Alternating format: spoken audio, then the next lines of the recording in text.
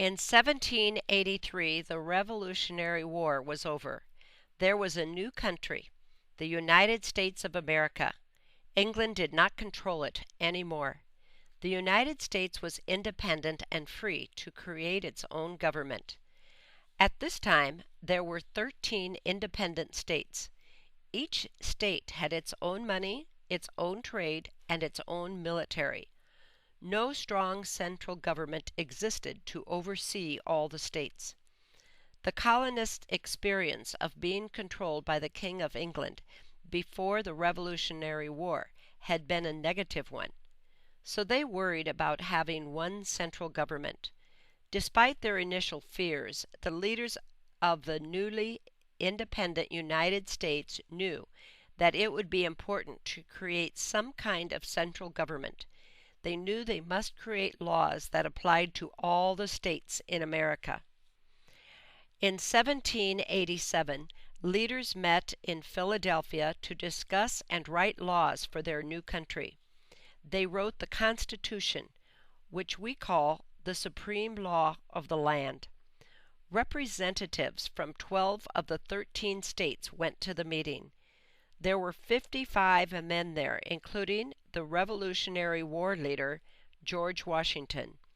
Another well-known man participated in this meeting, Benjamin Franklin, a representative from Pennsylvania and an inventor, was 81 years old when he helped write the Constitution. This meeting was called the Constitutional Convention. It lasted for 4 months. The leaders met in a small room and their work was secret. There were many more important details these leaders had to agree on. For weeks and weeks, they talked and argued about what kind of government they should create. Finally, the leaders finished writing the Constitution. After they wrote it, the document had to be ratified or officially approved. A huge national debate began about whether or not to ratify the Constitution.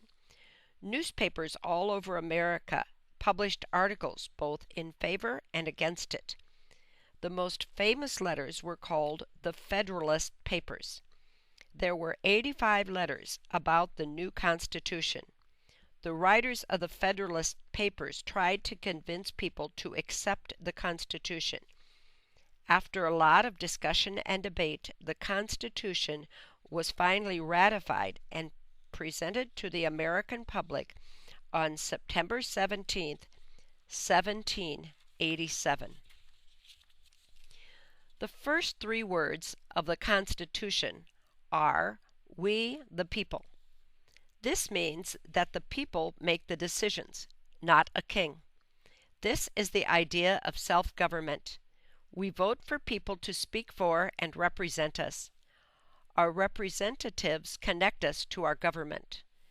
The writers of the Constitution wanted to make sure that the central government did not have too much power.